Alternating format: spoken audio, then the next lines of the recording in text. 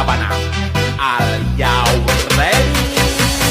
Kicau, kicau, kicau mania. Kicau, kicau, kicau mania. Kicau, kicau. Assalamualaikum warahmatullahi wabarakatuh. Perkenalkan, saya Citra Nurmeka Pratiwi dengan akhiran NIM 005. Perkenalkan, nama saya Dea Alia Agustina dengan akhiran NIM 029. Perkenalkan, nama saya Nanda Octavia dengan akhiran NIM 027. Di sini kelompok kami akan mempresentasikan public speaking pada Master of Ceremony. Selamat menyaksikan. Baik teman-teman, untuk materi yang pertama akan dijelaskan oleh saya sendiri, yaitu mengenai teknik dasar dari public speaking. Nah, ada 5 teknik. Yang pertama yaitu adalah pahami audiens. Jadi kita sebagai Master of Ceremony itu harus mengerti audiensnya ini itu lebih muda dari kita atau lebih tua dari kita atau sepantaran sama kita, dan juga audiensnya itu tergantung sama acaranya kita.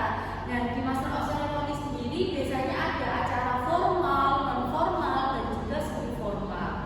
Nah, yang kedua yaitu adalah strukturkan materi dengan baik, ada pembuka, isi, dan penutup. Nah, biasanya pembukanya itu adalah seperti hanya Assalamualaikum warahmatullahi wabarakatuh. Nah, itu untuk MC yang non formal teman-teman, dan juga isinya ya isi dari acaranya itu seperti apa, kemudian diakhiri dengan penutup.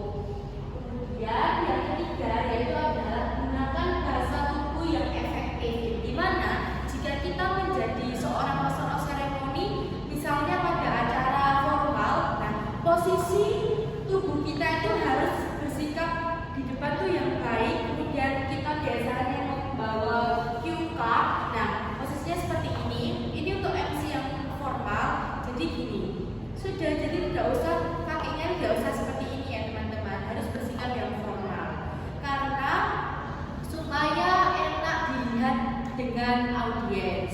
Nah, justru jika kita pada saat MC non formal kita tidak boleh seperti ini, akan tetapi kita harus kesana kemari untuk mengajak ngobrol sama audiens supaya suasana ini tidak terasa boring ya teman-teman. Nah, kemudian yang keempat, latihan intonasi dan volume suara, yang dimana latihan intonasinya ini tuh ya seperti hanya A, I, U, E, O, itu juga harus jelas. Kemudian volume suara, jadi ada part yang dimana kita harus meninggikan suara, dan juga ada part yang dimana kita harus rendahkan suara. Oke teman-teman. Nah, untuk yang terakhir yaitu adalah gunakan kontak mata dengan audiens. Jadi kalau misalnya teman-teman ini takut untuk menatap mata audiens, di sini saya punya trik, yaitu teman-teman bisa melihat ini namanya apa? Jidat. Ya, jadi bisa melihat jidatnya ya. Kalau enggak, kita bisa melihat tembok atau apapun itu yang ada di pojok belakang. Kalau misalnya teman-teman takut ya melihat mata audiens. Nah, kemudian kenapa kita harus menggunakan kontak mata dengan audiensnya? Ini juga bisa terjadi pada MC non formal, yang dimana kita ngajak ngobrol audiens, misalnya nih, ya bagaimana kabarnya? Ini, nah sambil sharing-sharing kita ajak audiens untuk kontak mata. Selanjutnya yaitu adalah tips mengatasi rasa gugup. Nah, pastinya buat teman-teman yang grogi saat menjadi pembicara khususnya Master of Ceremony, yang pertama tipsnya itu adalah persiapan materi dengan baik. Nah, kalau kita sudah tahu materi yang akan kita sampaikan itu, pasti acara itu dapat berjalan dengan lancar, dan kita juga bisa mengatasi rasa gugup itu teman-teman. Karena apa ya, kita sudah menguasai materinya itu. Nah, materi itu tidak dihafal, akan tetapi langsung kita kaitkan nih dengan kehidupan sehari-hari, itu juga bisa, dengan yang acara tersebut juga bisa. Kemudian yang kedua, latih presentasi secara berkala. Nah, misalnya menjadi seorang Master of Ceremony, kita tuh bisa berlatih di depan kaca ya teman-teman. Oh, sikap kita seperti apa?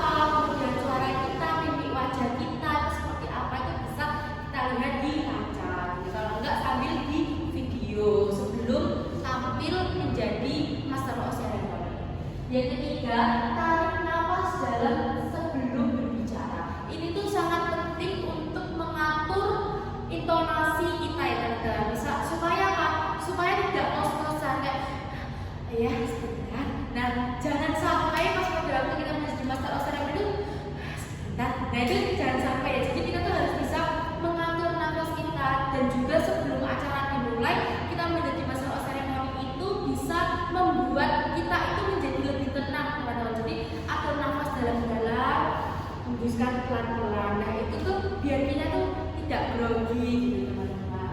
Yang keempat, fokus pada pesan yang ingin disampaikan. Nah, sebagai master of ceremony di situ ada pesan yang dimana pesannya itu adalah inti dari acara itu tuh apa sih? Nah itu yang harus disampaikan. Yang kelima, berinteraksi dengan audiens untuk mencairkan suasana. Ya, ini yang sudah saya jelaskan tadi, yang dimana misalnya MC non formal itu tadi kita harus ada interaksi bersama audiens, jangan hanya yang sebelah sini saja, tetapi yang sebelah sini, yang di belakang juga. Misalnya yang di belakang gimana kabarnya? Itu adalah MC non formal. Kalau yang MC formal juga bisa, misalnya kita pakai pantun, nah dimana audiensnya itu menjawab apa biasanya? Cakep gitu teman-teman. Untuk selanjutnya akan dijelaskan oleh rekan saya. Terima kasih. Baik, di sini saya akan menjelaskan mengenai pemahaman acara Master of Ceremony, di mana MC ini memiliki peran penting untuk memastikan jalannya acara ini berjalan dengan lancar, menyenangkan dan juga tertib. Di mana seorang MC itu bukan hanya pembawa acara saja, tetapi juga sebagai penghubung antara panitia, terus pengisi acara juga kepada audiens. Yang dimana oleh karena itu MC itu harus